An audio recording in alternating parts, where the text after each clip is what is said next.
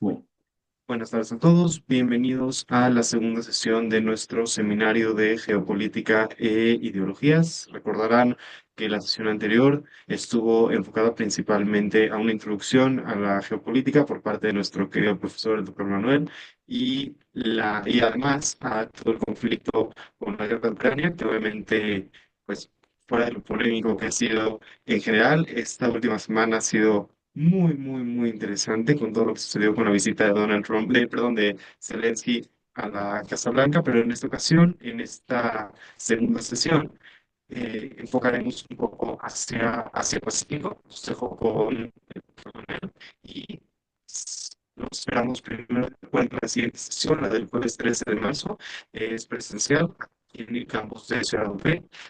Esta mesa panel, hablaremos acerca de Donald Trump. Así que, por favor, bienvenidos, esperemos verlos pronto y los dejo en buenas manos.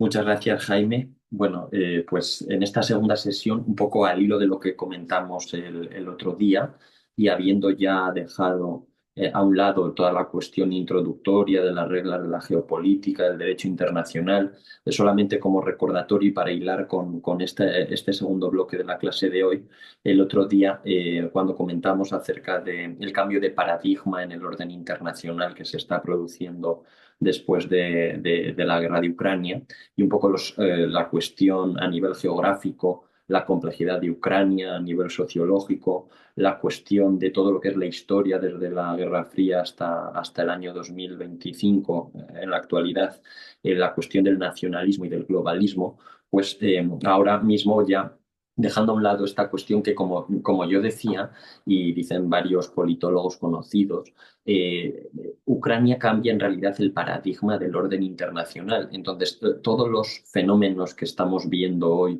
ya sea en Oriente Próximo, en Asia Pacífico, en el norte de África, en el Sahel, o en la propia recomposición de la geopolítica en el ámbito americano, pues obedecen a ese mismo cambio de paradigma. O sea, Ucrania es importante en ese sentido porque rompe con el esquema del orden liberal durante 85 años ha imperado en el orden internacional.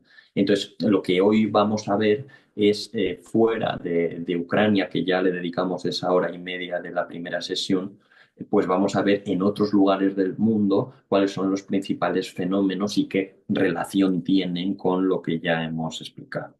Bueno, entonces, dicho lo cual, yo terminaba la sesión del otro día hablando de la cuestión económica, de la cuestión también del enfoque que para Florentino Portero tenía la paz dentro del orden occidental, ¿no?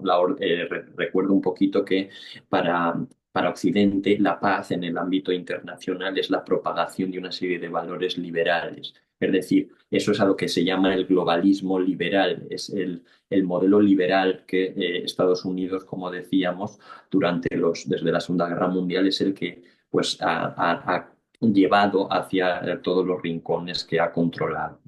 Entonces, para el equilibrio global, yo recordaba que esto lo veremos en mayor detalle en la tercera sesión, en el caso de Trump, pero dentro del ámbito estadounidense hay dos visiones. La visión hamiltoniana de los partidos demócratas, que es la visión globalista, como tal, Hillary, Obama, Biden, Clinton, etcétera, o la visión jeffersoniana, que es del Partido Republicano, que es más nacionalista. Ese es America First, eso que pues un poco comentaremos en base a la doctrina Monroe, al destino manifiesto y mucho más enrocado en lo que es el continente americano, como se puede ver ahora con ese cambio de paradigma de esa industria o esa vuelta al sector secundario dentro de América, ¿no? Y no a nivel especulativo, a nivel global. Bueno, pues eso era muy importante destacarlo por lo siguiente, porque decíamos que ese orden internacional unipolar que durante todos los años 90 había superado al orden bipolar de la Guerra Fría, es decir, liberalismo y comunismo.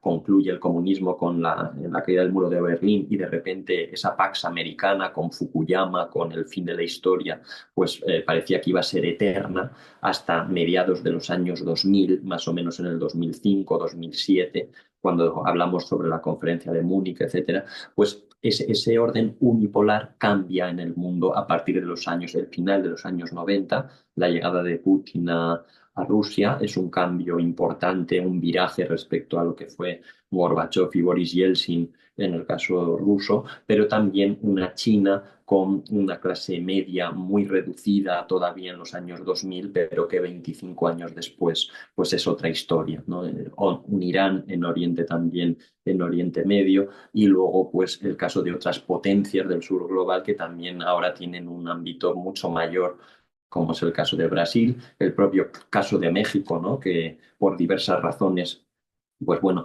está en un plano todavía que no ha llegado a explotar, pero que posiblemente pueda en el futuro, pues si sigue en esa línea poblacionalmente, demográficamente, económicamente, pueda también ser un actor de relevancia en lo que es América.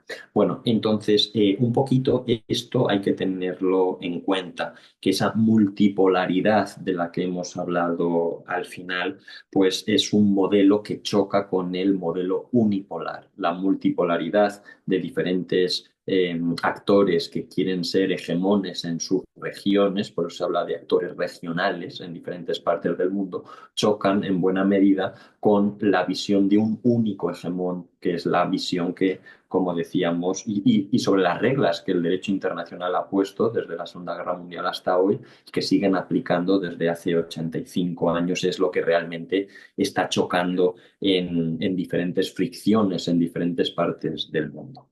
Bueno, entonces, dicho lo cual, y habiendo dejado a un lado toda la cuestión sociológica de Rusia y la reconstrucción de Rusia y la cuestión, pues ahora me voy a centrar en el caso de China, porque China hoy sería pues el elemento más importante dentro de lo que es la geopolítica contra la que Estados Unidos pues tiene como es ese rival. O sea, Rusia no es el rival de primer grado de Estados Unidos porque sabemos que Rusia, dijimos que esa eh, desproporción entre territorio y población hacía que fuera un actor inferior, no a nivel armamentístico, pero sí a nivel económico, a nivel poblacional, ¿no? Sin embargo, China, pues, China es otra historia, ¿no?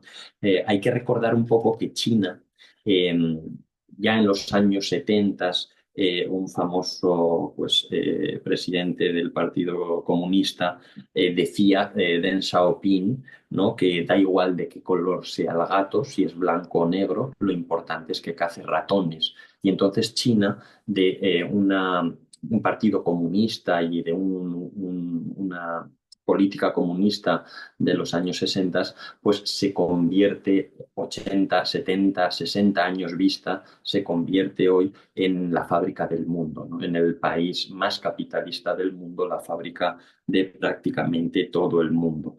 Entonces, bueno, es una política a largo plazo, como pasa en los modelos autocráticos, ¿no? En este caso es una ficción de comunismo, pero que en el fondo es una economía de mercado capitalista pues, que tiene una serie también de empresas a nivel plutocrático, como puede ser el sistema GAFA en Occidente, pues allí, por ejemplo, Alibaba, Huawei, etcétera, también son esas grandes empresas, lo que aquí vendría siendo Google, Amazon, Facebook, Apple, allá tienen también ese mismo sistema capitalista económico y que, como digo, pues es esa fábrica del mundo.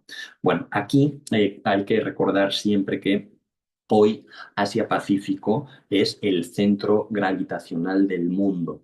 Es decir, igual que, por ejemplo, América, ya que este es un máster y un seminario dedicado a gente de allá, del Nuevo Mundo. Acuérdense que yo lo decía mucho en mis clases, en el siglo XVIII, siguiendo al profesor Tomás Pérez Vejo, América se encontraba en el centro del mundo. ¿Por qué? Porque todo lo que venía de China, todo lo que venía de Filipinas, ¿no? La Nao, pero toda la moneda en curso en el mundo oriental, en China, cuando el emperador le ponía un sello al dinero, al real de A8, y era la moneda en curso en China y todas las mercaderías que llegaban hasta el puerto de Acapulco, eso junto con todo lo que llevaba desde Flandes y llevaba desde todos los países europeos hacia América, pues nos imaginábamos que en el siglo XVIII el centro económico, poblacional del mundo era México y era América, era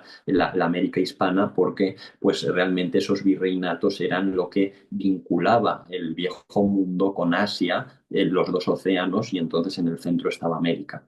Había sido también posteriormente Europa, y hoy pues hay que recordar que es verdaderamente importante a nivel económico, a nivel poblacional, lo que es Asia-Pacífico. Solo para que nos hagamos una idea, hoy en Asia-Pacífico viven 4.000 millones de personas, solo entre lo que es la India, 1.500 millones, en lo que es China, 1.500 millones, en lo que es luego Indonesia, Filipinas, Japón. Desde la India hasta Japón hay 4.000 millones de personas, y por eso hoy es el epicentro que digo, que es donde gravita económicamente el mundo, en Asia-Pacífico. Entonces, aquí, pues bueno, creo que se dijo en la sesión anterior, pero los imperios marítimos y los imperios terrestres, desde la trampa de Tucídides en el mundo griego, siempre pues un nuevo hegemón, ¿no? Un nuevo imperio, ¿no?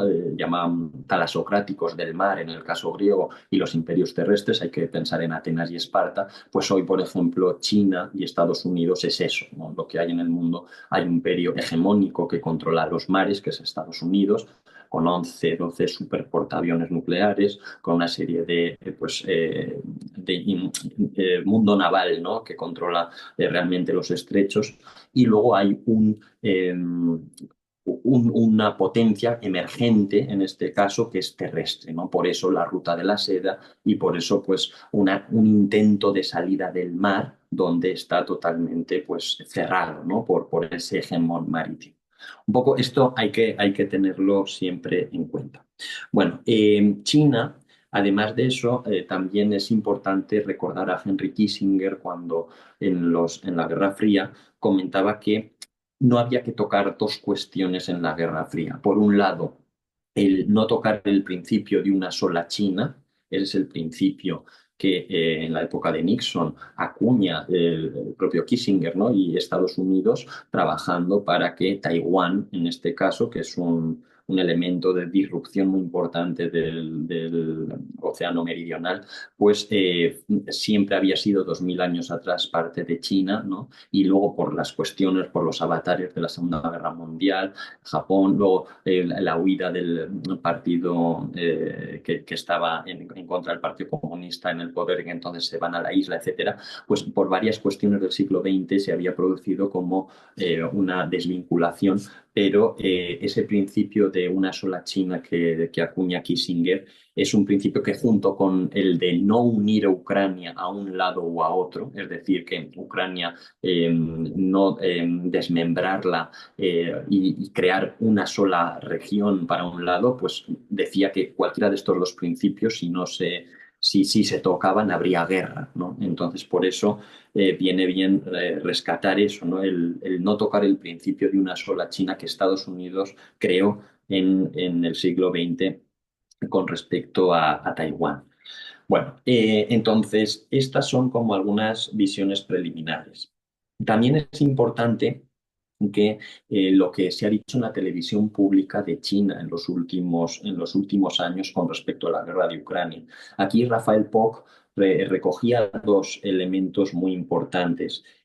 Cuando Xi Jinping le preguntan, ¿no? Sobre por qué no se condenaba a Rusia en la intervención de Ucrania, él responde con una frase lapidaria, como son las frases de los chinos que decía este corresponsal muy conocido y profesor, decía la respuesta de Xi Jinping que la política de Europa la tienen que hacer los europeos, ¿no? Entonces, claro, en una frase dejaba claro cuál era el sentir de China, ¿no?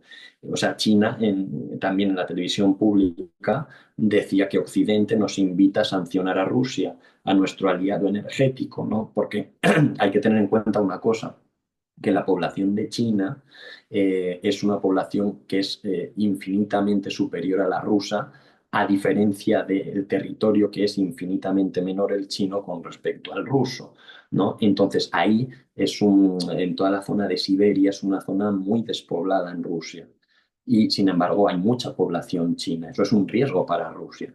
A otro nivel, a nivel tecnológico también, hay un intercambio de recursos por energías, ¿no? Entonces, como que hay varias sinergias, varios intereses muy importantes entre China y Rusia en ese lado más del Pacífico, en el lado asiático, que es donde Rusia todavía no se ha desarrollado tanto como en el lado occidental.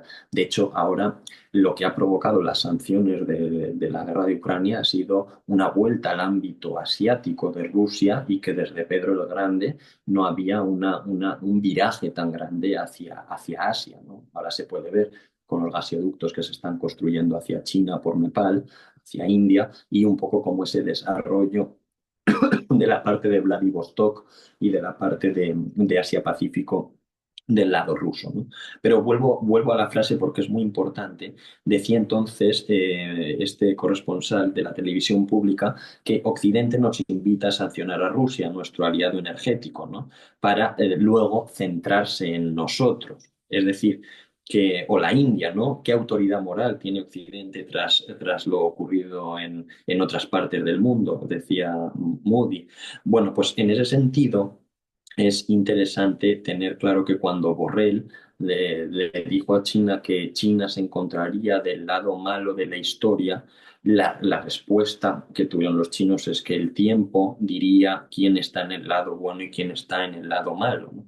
Entonces, la visión del sur global, con esto lo que quiero decir es que la visión que tiene, por ejemplo, a grandes actores internacionales como son, en este caso ahora en Asia-Pacífico, la India, China, etcétera, pues es una visión que dista bastante de lo que a lo mejor nosotros en Europa, en Japón, en Australia, Corea del Sur, Nueva Zelanda y lo que es América, pues pueden tener otras regiones, ¿no? Entonces, eso creo que hay que destacarlo porque el mundo, pues en distintas partes del mundo, la situación, los medios, o sea, en tiempos de guerra, claro, tú te encuentras en un lado, ¿no? Y en tiempos de guerra siempre la información que llega es sesgada, es parte también de la guerra cognitiva, ¿no? Y de la guerra de información. Entonces, es importante comparar en otros medios, en otros lugares del mundo, cómo se está viendo todo esto. Bueno, en ese sentido también decía Jesús Núñez sobre la cuestión de China que esa contención de Estados Unidos para que no salga a los espacios naturales, ¿no? A su espacio natural, a lo que es el mar del sur y del este de China, pues China, por lo que hemos comentado, por la población que tiene, necesita los mares. ¿Por qué? Porque más del 90% del comercio mundial, dice este conocido politólogo, el 90% de todo lo que es el comercio mundial va por mar. O sea, Estados Unidos, como se sabe, es el hegemón a nivel marítimo, pero para China es vital también comerciar por el mar. O sea, porque siendo la fábrica del mundo, las exportaciones, todo, pues necesariamente tiene que tener un peso importante a nivel marítimo. Entonces, esa dependencia del mar, como ha habido otras civilizaciones que he mencionado, pues es lo que realmente está estrangulando a China por las dos cadenas de islas que tiene a su alrededor. Hay una primera línea de islas que está entre Japón y Taiwán, es esa primera línea, ¿no? Por la que en ese estrecho donde ahora mismo se están produciendo en los últimos 2 años todo este choque, ¿no? Nancy Pelosi, yo recuerdo hace un par de años cuando hizo ese viaje hacia Asia-Pacífico, ¿no? Y cuando ha habido varios intentos de mostrar el poderío militar chino también con respecto a la isla, con una serie de lanzamientos y de pues, intentos, ¿no? de cómo sería una hipotética anexión. Luego, después de esa primera línea de islas, hay una segunda línea de islas que está también en lo que sería Japón, Indonesia hasta Australia, ¿vale? Y el controlarlas por parte de China haría que pudiera tener una salida hacia el Océano Pacífico. Claro, ese es el gran problema que tiene China y por eso AUKUS, que es el denominado grupo de Estados Unidos, Australia, Reino Unido, y además si se añade el Quad, que es al que se le añadirían India y Japón, pues es como una especie de contención. ¿Por qué? Porque ahí hay una serie de países que tienen diferencias por otros elementos, también económicos, también poblacionales, por tema de fronteras, en el caso de India y de China, pese a que ellos están dentro de los BRICS, ambos, y eso ha limado muchas asperezas por parte de Rusia, quien ha mediado por parte de Irán, pero sí que en ese sentido, el estrecho de Malaca, por donde pasa todo el ámbito económico de Asia-Pacífico, pues está enfrentado a esa salida que está planteando China, que es la ruta de la seda, que es a nivel terrestre lo que no puede expandirse a nivel marítimo, pues necesariamente está buscándolo por una escapatoria, una debilidad por tierra, ¿no? Entonces, ese es el proceso de integración de Taiwán, que es el que, pues con el paso del tiempo, China quiere restablecer esa relación y en ese sentido, pues es un poco lo que está pasando ahora mismo, lo que hay que entender de fondo, también la tecnología, ¿no? Por ejemplo, Taiwán, que en semiconductores es uno de los países más importantes del mundo, patentes, aeroespacial, ciberespacio, o sea, todas estas cuestiones ahora mismo, pues China y Taiwán también son punteros en muchas de ellas. Vale, entonces, bueno, un poquito hay que tener en cuenta cuál es esa situación de estos actores. La India también es un actor principal, ¿no? Porque la India se encuentra entre la vinculación con Estados Unidos y por miedo a China, en este caso, y también la dependencia de Rusia a nivel militar y también a partir de ahora, pues esa vinculación con los BRICS que, como digo, pues ha hecho que tenga un mayor acercamiento China e India, ¿no? Nepal, por ejemplo, es uno de los estados tapón para contener a ambos, que está cada vez yéndose más del lado de China, pero pues bueno, eso sí que sería importante, ¿no? Que también saber que en esta región del mundo otros actores secundarios digo, del primer nivel, como son la India, Pakistán, y ya sería el caso de Israel, pero ya en la zona más próxima hacia Occidente, pues también habría que tenerlos en cuenta, ¿no? Bueno, entonces, en términos de libertad, de seguridad, eh, aquí a mí me gustaría seguir a uno de los politólogos del realismo norteamericano más conocidos, que es George Mersheimer, que junto con Walls y con el propio Jeffrey Sachs, que ya mencioné, pues hay que entender dos premisas por las que se rigen estas grandes potencias. Como digo, en un primer nivel, a nivel mundial está Estados Unidos, ¿no? Y China es ese emergente, el poder emergente que todavía no se sabe muy bien si realmente a nivel económico puede entrar en crisis o no. De hecho, depende toda esta estrategia marítima de que no entre en ese problema a largo plazo.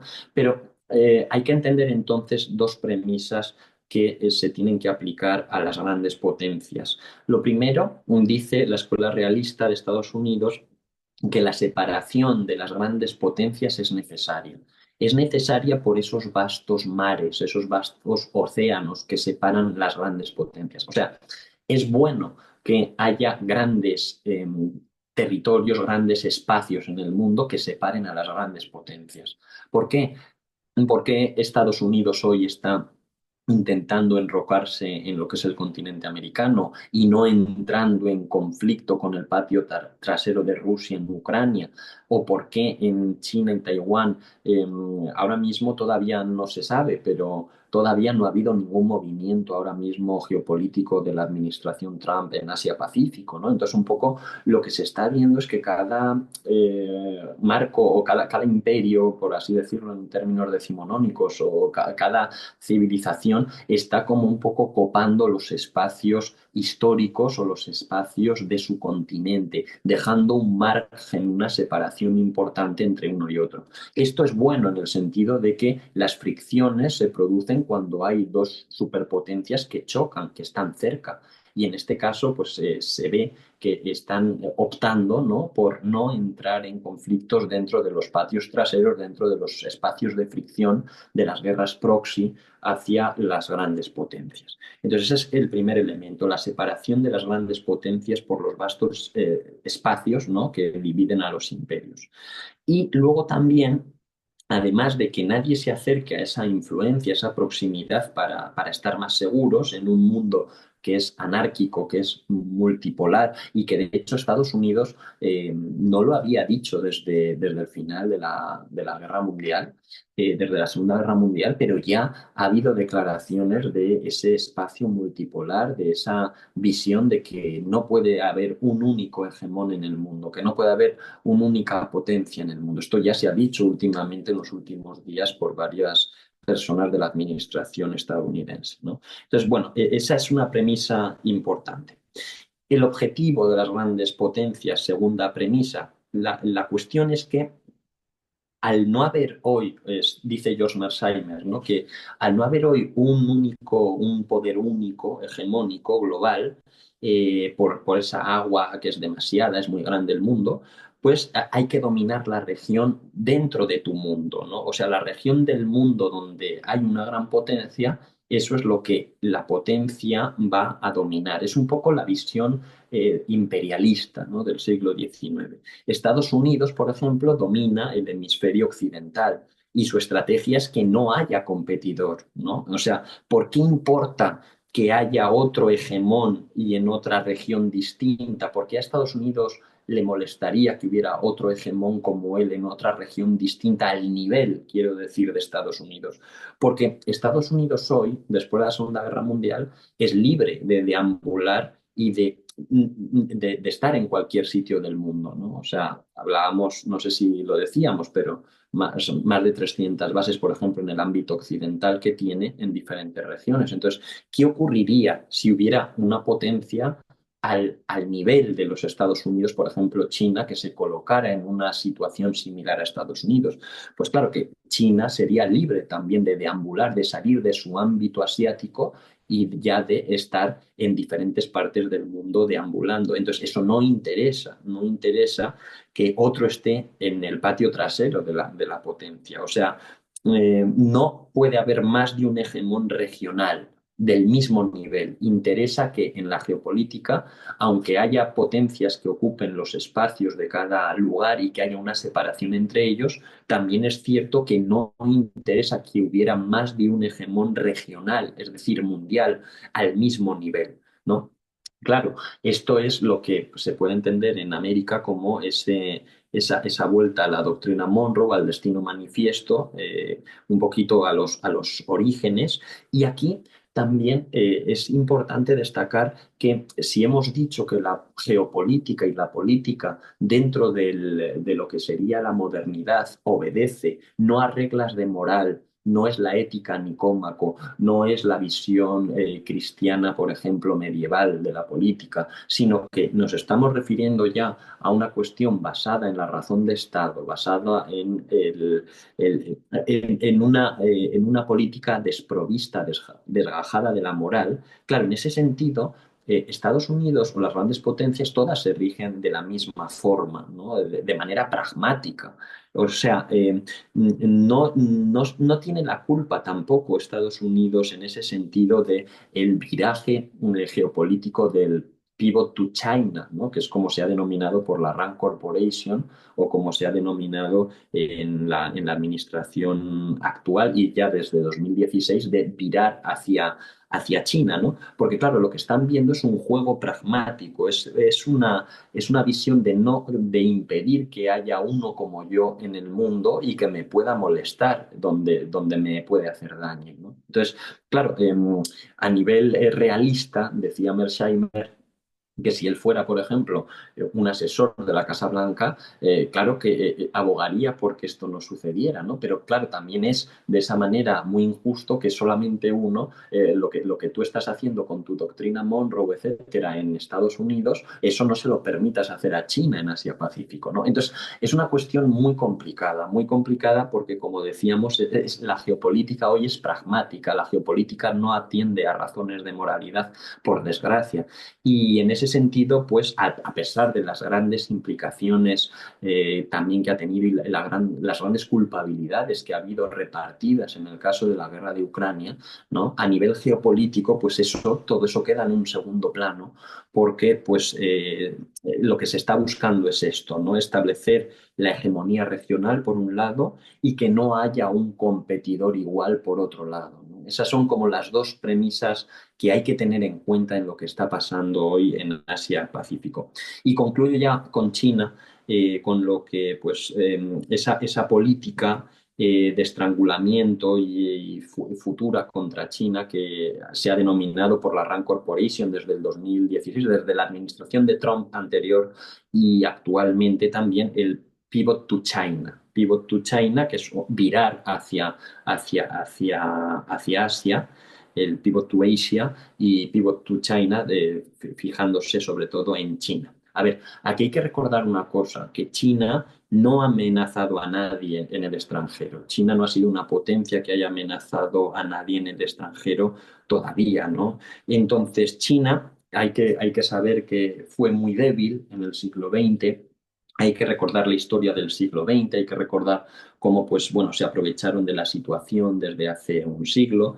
Entendiendo esto, el objetivo de lo que va a hacer China es que, claro, intente controlar la hegemonía de su región en Asia, ¿no? Porque, o sea, que nadie les pueda volver a hacer lo que han pasado en el siglo XX o en tiempos anteriores, ¿no? Lo mismo que en el pasado, pues ahora mismo la política de China es intentar no volver a caer en los grandes problemas que ha tenido esta civilización.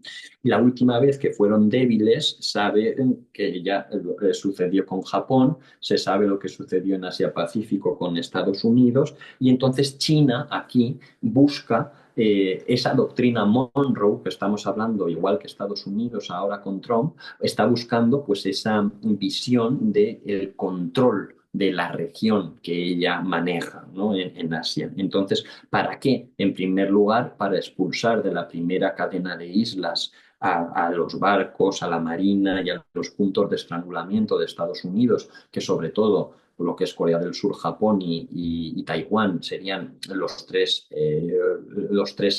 lugares de mayor importancia, y luego expulsar una segunda cadena de islas, igual que Estados Unidos ahora con lo que sería Groenlandia o Canadá, México, hasta Panamá, ¿no? Que sería como un poco todo lo que sería el hemisferio norte de América y con el control sobre todo de Latinoamérica, ¿no? Se puede ver perfectamente como en el caso de Panamá no ha hecho falta ni intervención militar, ¿no? En un día Panamá dijo que China pues ya no iba a gestionar ni iba a poder tener importancia dentro del canal y bueno, lo mismo, pues veremos que aunque no sea de hecho, pero sí de facto, posiblemente Groenlandia, Canadá, México, posiblemente ya desde, bueno, posible no, el que ha estudiado la historia de México durante varios años, pues les podrá decir que eso, que cada 30 años ha habido una intervención de Estados Unidos, ¿no? En el caso en el siglo XIX, y realmente pues México, ahora hoy ha habido una noticia importante con respecto a declarar grupos terroristas a los grupos narcotraficantes. O sea que hay una intervención muy grande en toda Hispanoamérica, en toda Latinoamérica de Estados Unidos y sobre todo de Canadá, de México y de lo que va a ser Groenlandia y Panamá. Entonces, pues eso, el objetivo de China, la expulsión de la primera cadena de islas, un segundo objetivo, expulsión de la segunda cadena de islas para controlar y para salir al mar, que esa es ese es el gran objetivo de China, el salir al mar, porque esa clase media que ahora ya ronda más de 450 millones de personas en China, pues evidentemente que económicamente no puede sobrevivir o no puede la economía salir a flote si no es con una expansión, ¿no? del comercio global chino por los mares. Pues un poquito esto sería lo que habría detrás, ¿no? De esos puntos importantes hasta, como digo, Japón, Taiwán, y luego esa segunda línea hasta Australia con islas como Guam o como islas ya desde la Segunda Guerra Mundial controladas por los Estados Unidos, que ya darían paso a todo lo que es el Océano Pacífico, a la Polinesia, a una serie de islas, cientos de islas que están ahí, y que luego ya se abre un radio impresionante por el Pacífico hasta ya lo que sería Hawái y ya luego llegará hasta el continente americano. Entonces, el futuro es dominar Asia, ¿no? Y el futuro es deambular en Occidente, que es lo que decía Mersheimer. En mi opinión, yo creo que Estados Unidos, ese es el interés hacia Rusia, ese es el interés que está teniendo la administración de Donald Trump. Es decir, para que China no domine Asia, hay que rescatar a Rusia y llevarlo del lado de Estados Unidos, ¿no? O sea, vamos a ver, esto lo dicen muchos politólogos, pero yo vinculándolo un poco con la cuestión económica de China, está claro que en ese pivot to Asia y pivot to China de Estados Unidos lo que está intentando es esa relación que Kissinger dijo que sería mortal, la unión de Rusia y China, de llevar a Rusia a las manos de China contra Estados Unidos sería catastrófico, pues eso otra vez, una vuelta otra vez a la política estadounidense de hacia hacia Estados Unidos a Rusia para precisamente esto, que es lo que está de fondo, no hacer que China sea un actor regional del nivel de Estados Unidos en un control de Asia. Y claro, evidentemente que a Rusia eso también le interesa. O sea, Rusia sabe que China es la que le ha salvado de lo que ha pasado ahora, por razones también pragmáticas seguramente, ¿no? En contra de Estados Unidos. Pero claro, Rusia también sabe lo peligroso que es China, ¿no? A nivel poblacional, como digo, en las zonas rurales rusas que están totalmente despobladas, con todo el territorio que hay. Entonces, claro, está muy descompensado las fuerzas, digo, socialmente, ¿no? No digo militarmente, pero es importante, ¿no? Que todos estos factores se entiendan y que pues los podamos comentar. Bueno, yo creo que sobre la cuestión de China esto sería todo y habría muchas cuestiones que indagar y que hablar, pero Asia-Pacífico en estos minutos yo creo que quedaría más o menos reflejada la cuestión. Dando un salto hacia Oriente Próximo, ¿vale? Y toda la zona de Oriente Medio, a mí también este autor que lo he citado en alguna ocasión, historiador Tomás Pérez Bejo, sobre todo en ámbito del mundo indiano, americano, ¿no? Del mundo virreinal, pero también como historiador y como sociólogo, él dice, y él tiene una frase muy interesante que dice que Oriente Medio produce más historia que más de la que es capaz de consumir. Y es que el conflicto que se está dando en todo Oriente Próximo tiene mucho que ver también con la disolución de las viejas formas políticas, es decir, con el Imperio Otomano. ¿Por qué? La aparición de una nueva forma política, como es el Estado-nación contemporáneo, Esto ha generado, lo hemos visto, una serie de guerras a nivel, pues todas las guerras, todas las naciones se justifican, ¿no? Con la guerra civil.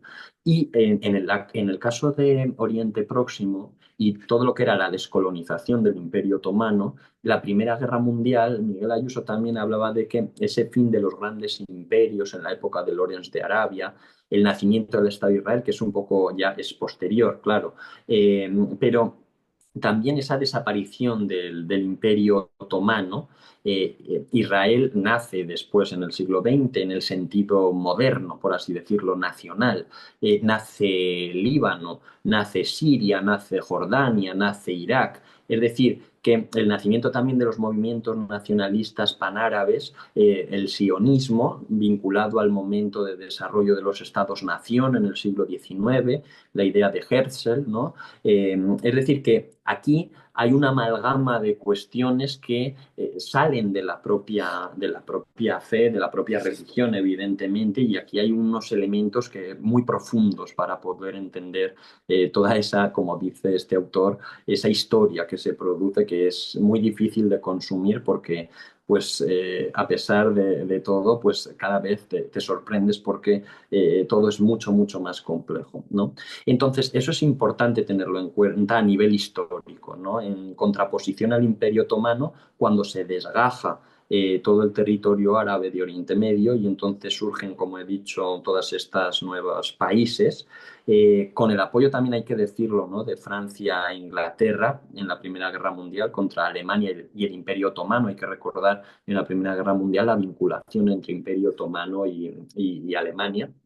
Pues acaba la Primera Guerra Mundial, Francia e Inglaterra sí ahí deciden esa repartición de Oriente Próximo y Oriente Medio y esa desmembración, y entonces también Inglaterra con la Declaración Balfour, pues es el problema, ¿no? Cuando con Escuadra y Cartabón empiezas a separar una serie de provincias, personas que viven de un lado y de otro, de repente creas una línea imaginaria y donde las personas que antes vivían dentro de un mismo lugar ahora acaban siendo separadas y entonces se produce todo este problema, ¿no? Como digo, desde el siglo XX, desde inicios del siglo XX. Además, la cuestión del holocausto en Europa, ¿no? Y entonces la Asamblea General de Naciones Unidas, el Estado judío, en la antigua Judea, pues también ahí se llega a la resolución de que se pueda establecer allá. Todo esto es a nivel ya de histórico, ¿no? A nivel de la cuestión histórica. A nivel jurídico también sería muy relevante que después de los años 90, bueno, me remontaría un poquito más atrás, pero es importante una cosa, que para declarar una guerra a nivel jurídico por la Carta de Naciones Unidas, se establecen dos vías excepcionales para usar la fuerza legalmente. Por un lado, el Consejo de Seguridad, que no lo haya, que el Consejo de Seguridad lo haya autorizado, y en segundo lugar, que haya una legítima defensa. ¿Vale? Estas dos son las dos vías que se reconocen para usar la fuerza legalmente. En los años 90, pasaron las décadas, ¿no? Y en los años 90 la OTAN, cuando se produce la guerra de Kosovo, que yo la mencioné, la guerra de Yugoslavia, claro, Serbia, por ejemplo, en este caso, bueno, Yugoslavia, no había atacado a ningún país OTAN, ¿no? Entonces, el derecho de intervención, de injerencia mínima, de injerencia humanitaria, es lo que se creó en la nueva jurisprudencia francesa del final de los años 90. Y en segundo lugar, luego también hubo un hecho importante en 1967 cuando la justificación, cuando se produce, ¿no? Esa unión de los países árabes en la guerra de los 6 días contra Israel, ¿no? Entonces, en lo que se denominó la legítima defensa preventiva. Entonces, estos dos, como dos ventanas nuevas que comenta Félix Vacas en lo que ha sido el derecho también internacional, pues también son muy importantes además de lo que hemos comentado a nivel histórico, a nivel jurídico también, pues estas dos salidas fuera de lo que era el ámbito, el radio de actuación del derecho internacional. ¿Vale? Entonces, así en resumidas cuentas, hay que tener en cuenta ese modelo de descolonización británico, ¿no? Que ha pagado muchas consecuencias en lo que ha sido Irak, Afganistán, Siria, todo Oriente Medio, Oriente Próximo. Entonces, ese modelo de descolonización ha supuesto verdaderos problemas también a nivel social, ¿no? Israel, la fuerza potencial que ha tenido, que ha sido en muchas ocasiones, yo habría que diferenciar, ¿no? El tema de la cuestión judía, porque se recurre en los medios a hablar de los judíos, etcétera, pero no se habla tanto a nivel histórico de cuáles son las verdaderas razones, ¿no?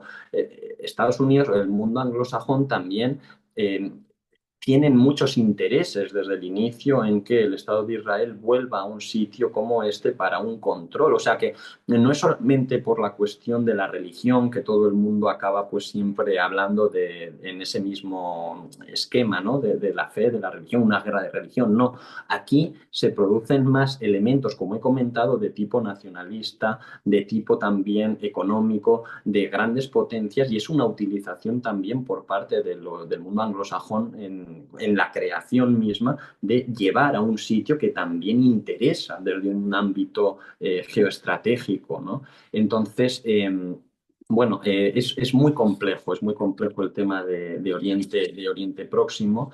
El caso judaico, pues lo conocerán mejor, ¿no? Pero no son lo mismo todos los judíos, no es lo mismo el mundo sionista que el mundo ortodoxo, el nacionalismo judío que hemos hablado también, que hay varias cuestiones que, pues, desde el antisemitismo en la época de Herzl, ¿no? A la vez padre del sionismo y de la cuestión de Madagascar, de la cuestión de otros lugares, pero como digo, esa utilización en parte de la geopolítica anglosajona, pues ha sido también muy, o sea, se tiene que destacar, ¿no? En todo lo que hay detrás del caso de Oriente Próximo, que como digo, no es un conflicto tanto religioso lo que hay de fondo, ¿no? Es la suma de una relación de causas que si se van sumando y si se van añadiendo todo esto que estoy comentando, pues daría lugar a esa explosión, ¿no?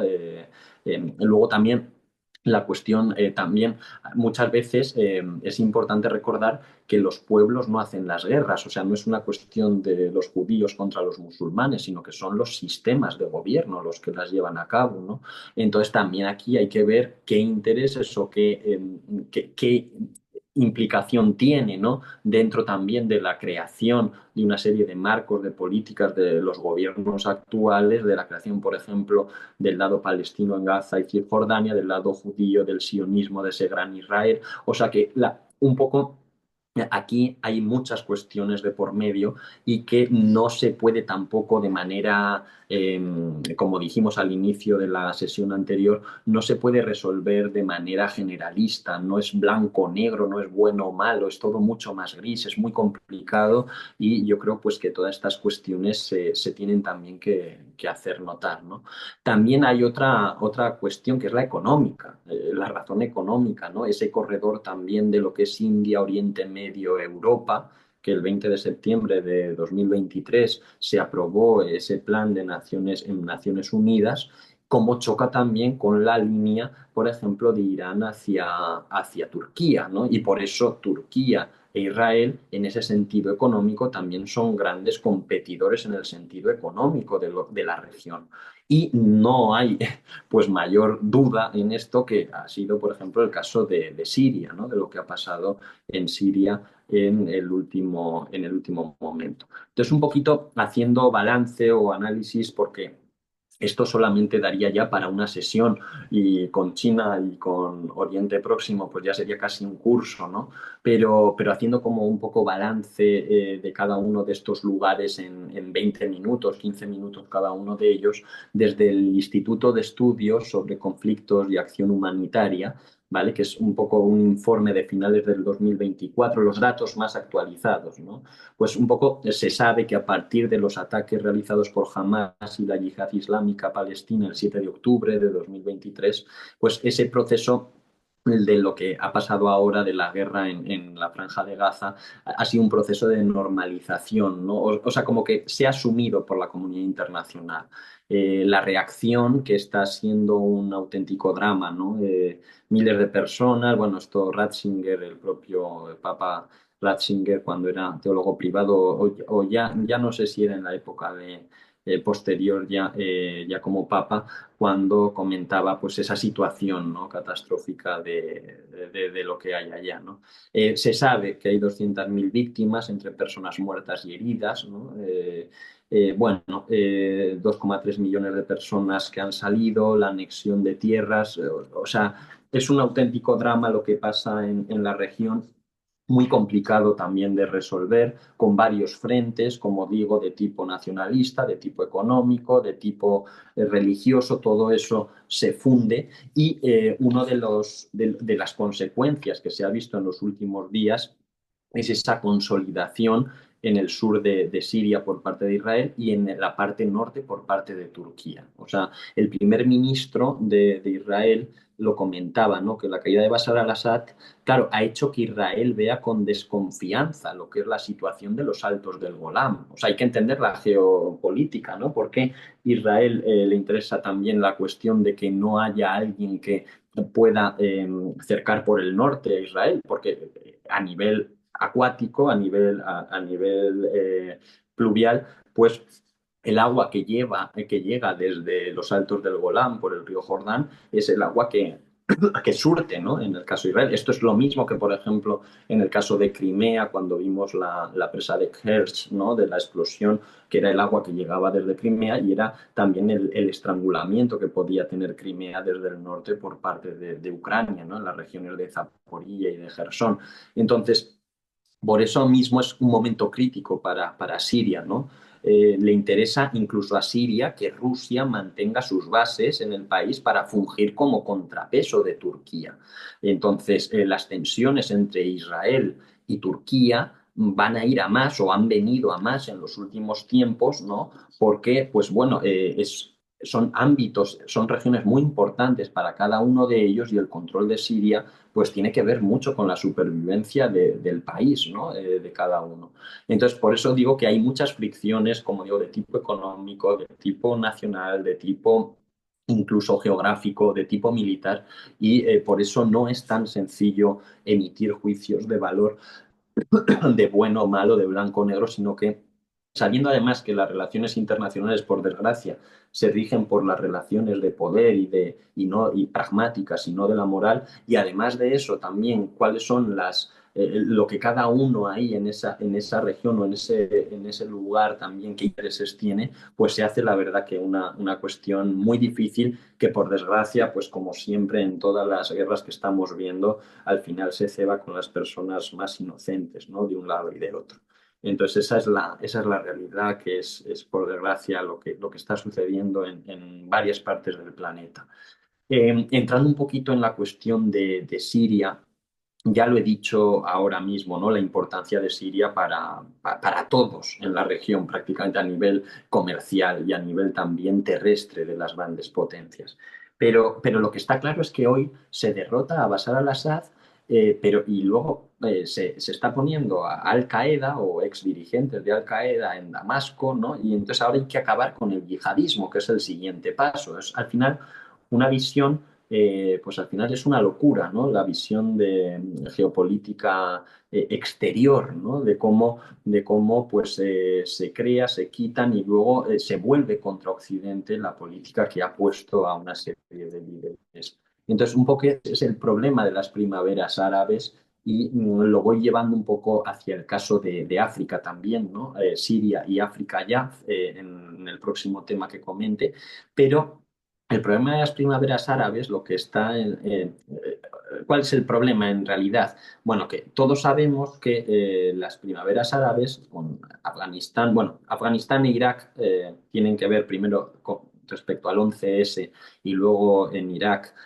por otras cuestiones, pero luego Libia, Egipto, Siria y finalmente Ucrania como guerras proxy también y como movimientos, ¿no? de interés de llevar la democracia a diferentes partes de autocracias, pues ese modus operandi en Oriente Próximo y en el norte de África es un modo similar, ¿no?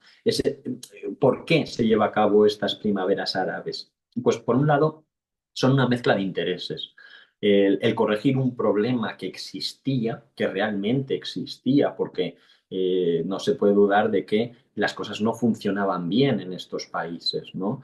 Pero a la vez se intenta controlar estos territorios por parte de Occidente con fines económicos, con fines también militares, de seguridad, como se ha visto a nivel en el flanco sur de la OTAN, que es el norte de África, ¿no?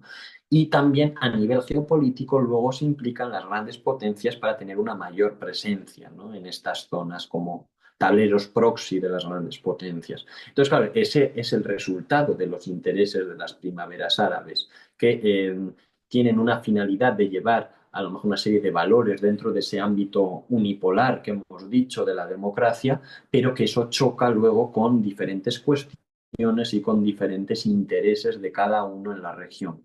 Resultado de todo esto, ese modelo liberal de las democracias que se intenta aplicar en democracias que no existe el concepto de ciudadano, que son tribales, ¿no?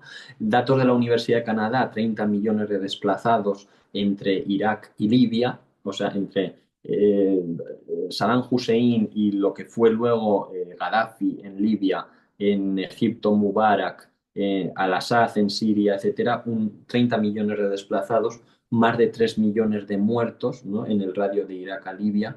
Y ahora mismo la consecuencia ha sido peor el remedio que la enfermedad, porque ahora mismo el yihadismo descontrolado y campando a sus anchas en muchas regiones de por allí, ¿no? Entonces, el José Antonio Zorrilla, que es un conocido ex embajador, ponía el ejemplo del ISIS, ¿no?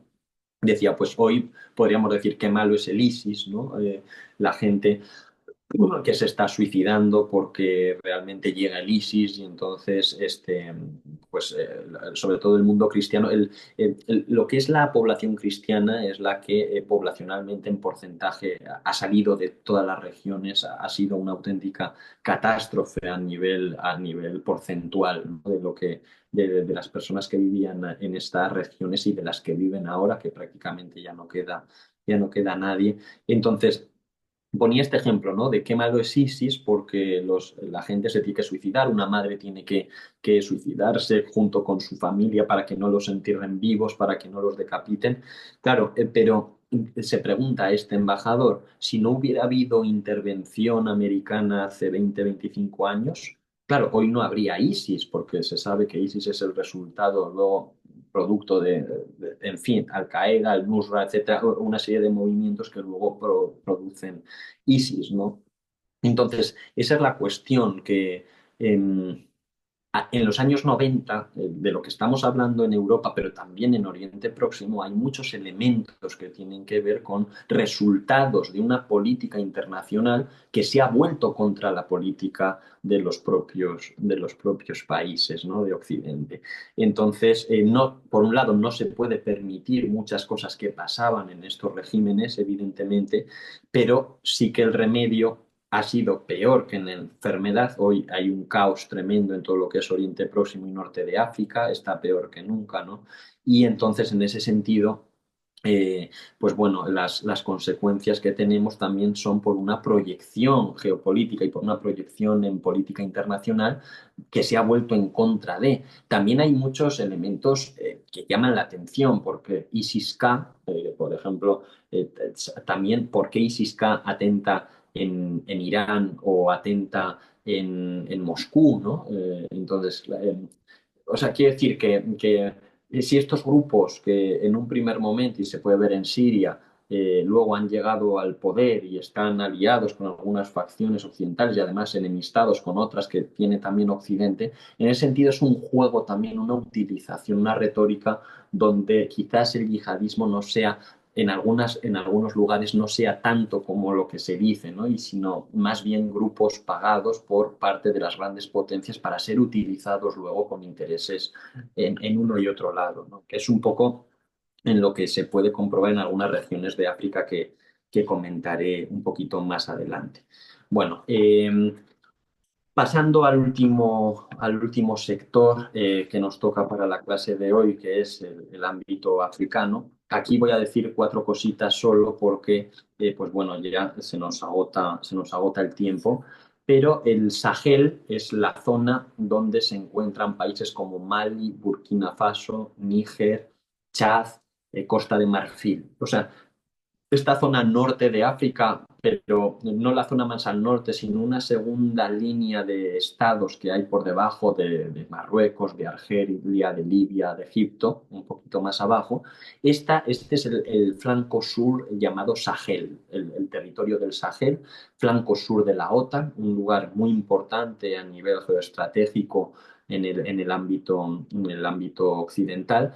¿Por qué? Porque todas las grandes migraciones que se producen desde África hacia Europa proceden de estos países. O sea, están llegando de estos países muchas personas en patera que, por desgracia, a ver, aquí habría que empezar diciendo que la migración es un problema que creo que todo el mundo en una situación similar, ¿no? Si nos encontráramos con nuestra familia en esas condiciones, pues todo el mundo querría tener una vida mejor, ¿no? O sea, quiero decir que no es un problema en sí de los migrantes, sino que la migración se podría resolver si se quisiera, si se aplicaran políticas del primer mundo en los países del tercer mundo, la gente no tendría que salir de esos países si se pudieran gobernar y se pudieran tener una vida digna en estos países, no habría necesidad de huir de estos países. La cuestión es que también la migración, además de que da muchos votos y es un negocio, ¿no? A nivel político, pues podemos ver cómo hay grupos que utilizan la gente que llega con fines partidistas para aprovecharse de los votos de ellos. Hay otros que utilizan a la migración en contra de ellos también con fines partidistas, ¿no? Provocando que el exterior, el malo, etcétera, es el que provoca. Y luego también hay desconexiones, evidentemente, de personas que llegan de una civilización distinta, unas reglas distintas, una religión distinta, etcétera, y entonces chocan en muchos ámbitos con las personas que viven. Entonces es un problema, como digo, muy serio, muy difícil y es un lugar, el flanco sur de la OTAN en el Sahel. Es un lugar realmente importante a nivel geoestratégico para Occidente, porque por aquí, como digo, llegan toda la migración. Y además de llegar la migración, es que la migración es una desestabilización. Se puede utilizar también la migración contra un país, porque si el día de mañana te llegan 40.000 personas o 20.000 personas a las costas de las Islas Canarias, por ejemplo, pues evidentemente que eso no se puede sostener. Entonces, también la utilización de las personas, de los migrantes, también con fines de desestabilización a nivel geopolítico, pues está siendo un auténtico quebradero de cabeza y es una parte muy vulnerable del sur de Europa con respecto a África. Aquí habría que explicar también varias cuestiones. Yo me he acercado a alguna persona de Mali, ¿no? Aquí en España que vienen de Mali y también un poco lo que yo he observado a nivel sociológico, ¿no? Hablando con varias personas de diferentes lugares, pero ese control que hoy se está viendo, donde Francia está saliendo de África, Francia controlaba toda la zona, por ejemplo, la zona norte de Mali, la controla Francia. Las reservas más grandes de oro en Europa, en Francia, claro, proceden de África, ¿no? Y entonces, claro, cuando la gente en África se ha dado cuenta en 65 años, ¿no? De todos estos gobiernos, un franco, que es el franco Cefas, que es la moneda de 16 países en curso, que se controla desde Francia, pues claro, se han dado cuenta que las industrias no han prosperado, no ha habido tampoco una mejora, los líderes que han tenido en África han sido líderes que también vivían en Europa y entonces tenían como dobles residencias, no los consideraban de allá porque tenían una doble vida que no se asemejaba a la de los de allá.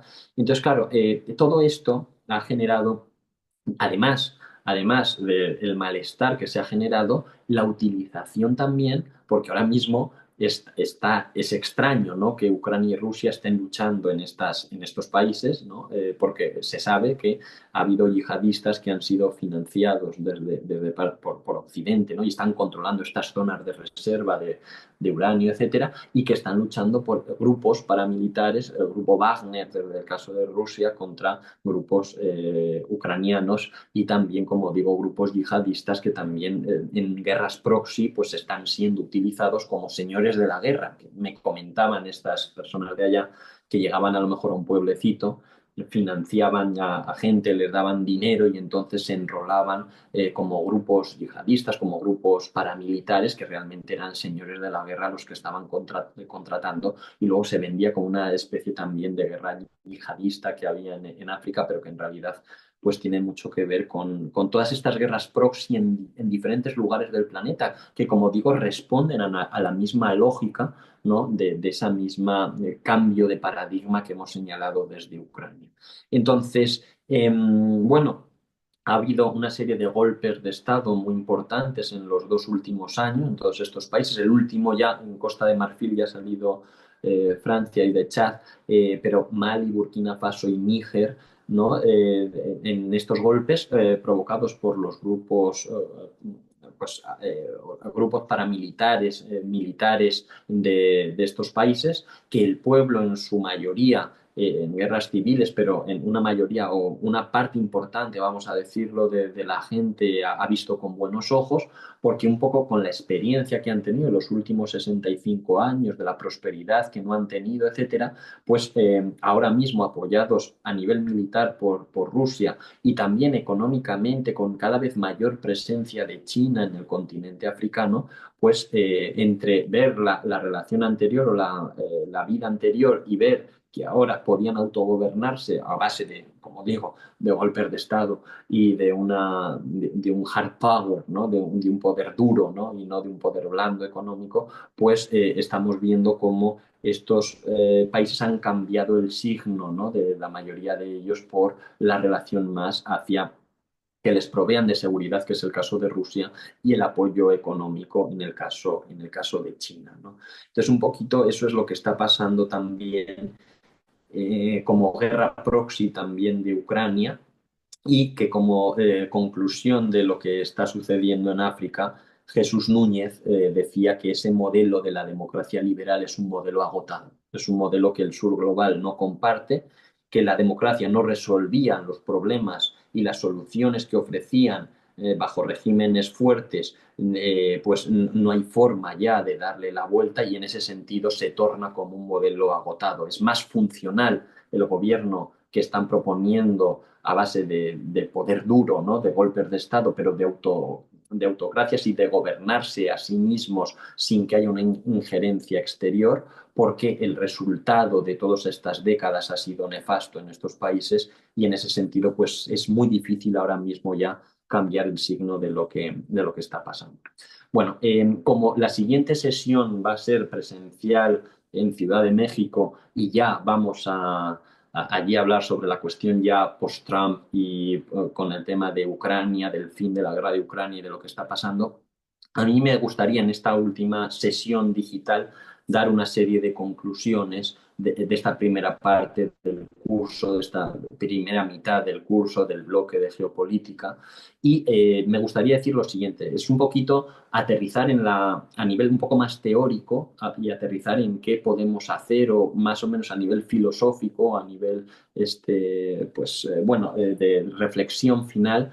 ¿Qué pasa entonces, ¿no? O sea, a ver, está claro que el nacionalismo es negativo en el caso, por ejemplo, de las alternativas que se están presentando en las democracias occidentales. Hay medidas político-económicas que se tornan por China, por Rusia, que no obedecen en gran medida a razones morales, que son por razones pragmáticas, pero la alternativa de China, ¿no? El globalismo económico, pues cualquiera podrá observar que es monstruoso en muchos ámbitos, ¿no? Es totalitario con respecto al control de la población, por ejemplo, que se ejerce en China. O sea, no creo que merezca la pena detenerse en estas cuestiones, ¿no? Lo que pasa es que es también irreal tener todo esto presente como aparece en los medios de comunicación sin explicar cuáles son las fallas que están sucediendo en el otro lado. Ese totalitarismo suave del que hablaba Alexis de Tocqueville, ¿no? O esa política económica woke, ¿no? Esos excesos del tolerantismo que se están viendo en el ámbito occidental. Y en ese sentido, pues esa visión de valores, de derechos, de libertades, de democracia, ¿no? Que ha llevado también a un colapso, a una serie de, pues ya se ha visto ahora con USAID, ¿no? Ese medio billón de dólares destinado a golpes de Estado o a cambio de acoger medidas de política económica, ideologías woke, etcétera, pues a cambio de eso el dar las ayudas. Entonces, todo ese globalismo occidental deshumanizado, ideológico, pues se vuelve todo mucho más gris de lo que se presenta en los medios. Hay que huir también de esos clichés de autocracias contra democracias, ¿no? De lo que se está viviendo, porque todo se torna, como digo, en cualquier cuestión que se estudie en profundidad de la historia, todo el mundo podrá observar que todo es mucho más difícil de lo que la gente dice, ¿no? Entonces, cuanto más sabes, decíamos, como decía Sócrates, ¿no? Que cuanto más sabes, más dudas tienes de las cosas. Y en ese sentido, el solo sé que no sé nada, al final, pues se vuelve como que siempre hay alguna pregunta que es incapaz de contestar. Entonces, ¿quiénes son los buenos y los malos? Pues todo es mucho más gris, ¿no? Las opiniones personales, la sociedad tiene que cambiar o el orden natural nos hará cambiar. En el fondo, las cosas se tienen que acomodar. Viendo la cuestión de que un cambio de orden internacional hegemónico se está produciendo, en donde Estados Unidos posiblemente no caiga desde fuera, sino que al final las grandes potencias caen siempre desde dentro, ¿no? Nos ha pasado en tantos ejemplos históricos. Hay dos autores ingleses muy conocidos, Spengler y Toynbee, ¿no? Que ellos tienen una frase que yo siempre recuerdo, ¿no? Que civilizations die from suicide, not by murder. Es decir, que las civilizaciones mueren por suicidio, no por asesinato.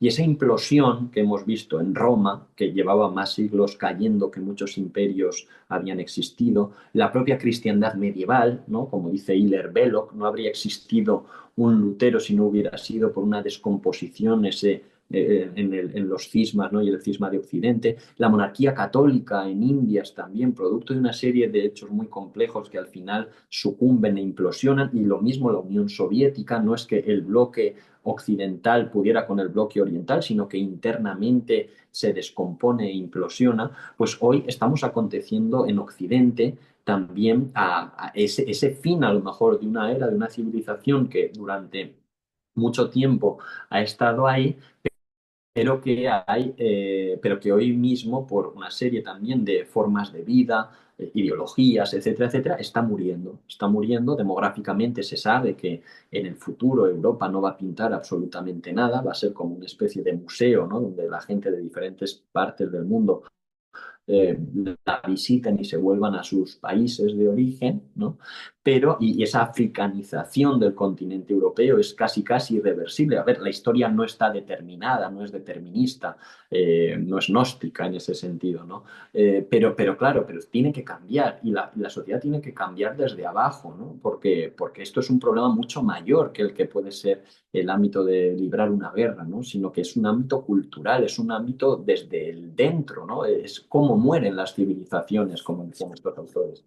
En el caso de Europa, y esto a lo mejor lo comentamos en la siguiente sesión presencial, pero Europa depende energéticamente de Rusia, depende militarmente de Estados Unidos, depende de China a nivel económico, ¿no? En manufacturas. O sea que, Europa, con esa visión, ¿no? Que se tiene desde después de la Guerra Fría, pues evidentemente que se torna la solución en el ámbito, en el orden internacional, se torna en una redefinición del contexto político internacional, ¿no? O sea, unas nuevas reglas que no sean las reglas de la Guerra Fría, porque el mundo cambió.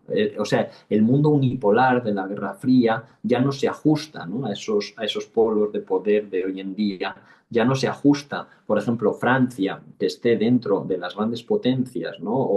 O una serie de potencias sin tener en cuenta otras, como es el caso de la India, como es el caso, no sé, de segundo orden, pues está descompensado, ¿no? Lo que es el mundo de hoy, la lucha por definir un nuevo orden internacional geopolítico y que donde además a nivel económico hay una emergencia muy fuerte, ¿no? De lo que son los BRICS, que además BRICS Plus y contando ya todo lo que ya casi es un 30% de la economía global, no sé si ya roza casi el 40% de la población mundial, o sea que quiero decir que el mundo ha cambiado, no es el mundo del siglo XX. Bretton Woods, ese patrón también de la Segunda Guerra Mundial, también a nivel económico ha cambiado en este sentido último que estaba diciendo, pero a mí lo que más me interesa y yo siempre, y va a ser la misma conclusión a la que llegue en la segunda parte del módulo de ideologías, es que en el fondo lo que estamos viviendo es una crisis del ser humano. Es decir, es que el principal problema es que es un problema que tenemos desde el punto de vista del propio ser humano, de la persona. Dostoyevsky tiene una frase que dice que esa crisis existencial, dice que el secreto perdón, dice, el secreto de la existencia no consiste en vivir. O sea, aquí lo que se trata es de ver que el problema no es solamente de quién define las reglas del juego a nivel geopolítico, sino también el problema es el hombre, el ser humano. ¿Por qué es vital para mí una vuelta a los valores, a acoger una serie de virtudes que han forjado una civilización que ha sobrevivido más de 2000 años? No es solo por una cuestión de un argumento de fe, ¿no? A lo que me refiero, sino que también, además de la fe, se sabe que sin esas virtudes que se han mantenido la paz, se ha mantenido el orden, se ha mantenido la tragedia en muchos momentos de la historia ha estado alejada, ¿no? Porque las sociedades hoy, cuando tú le quitas a las sociedades esos soportes que han mantenido una civilización durante tanto tiempo, al final llegas a todas las grandes convulsiones que se están produciendo en la modernidad, que se están viendo, ¿no? En los últimos siglos. Y entonces, claro, esa tragedia que, por ejemplo, el propio Zygmunt Bauman, ¿no? Desde un ámbito marxista podríamos citar, hablaba sobre que esas sociedades sólidas se aproximan a sociedades líquidas cada vez más, pero el riesgo es que se conviertan en sociedades gaseosas. El riesgo es la evaporación, el suicidio, ¿no? Que decían estos autores, que dice Bauman, que dice Mayor Oreja. O sea que la cuestión es esa, ¿no? Había un profesor mío, Miguel Ayuso, que hablaba sobre un viejo adagio romano que decía, para terminar, que una sociedad cuando no soporta ni sus males ni sus remedios, acaba por desaparecer. Entonces, un poco en el ejemplo del cáncer que él ponía, decía que cuando una sociedad no soporta ni sus males ni sus remedios, es decir, cuando una persona no se somete al tratamiento del cáncer, el cáncer le mata, pero si se somete y está muy débil, el tratamiento lo mata, ¿no? Entonces, ese es el riesgo de nuestra civilización, que el propio Robert Spemann, el propio Hilaire Belloc, Byung-Chul Han en La sociedad del cansancio, Bauman, Gustave Thibon, cuando dice que se puede saltar al vacío, pero no desde el vacío, pues todos ellos llegan a conclusiones similares, ¿no? De que, y finalizo con esta frase que decía Miguel Ayuso, citando a Gustave Thibon, que los momentos más inciertos en el fondo son los momentos más seguros. Cuando nosotros vivimos el coronavirus, cuando nosotros vivimos un momento de tragedia, es cuando realmente te sientes más seguro porque te das cuenta de la fragilidad del ser humano, te das cuenta de la limitación del ser humano, ¿no? O sea, en los momentos de tragedia es cuando hay que dar un paso hacia adelante, cuando hay que ir otra vez y hay que reconstruir y hay que optar. En los momentos de crisis las personas no se superan por desgracia, en la tragedia. Entonces, yo creo que con esto finalizaría el curso de geopolítica, teniendo en cuenta que queda una sesión que es presencial, pero es vital, ¿no? Acoger un cambio en la persona, un cambio de actitud y una vuelta a las virtudes desde mi punto de vista.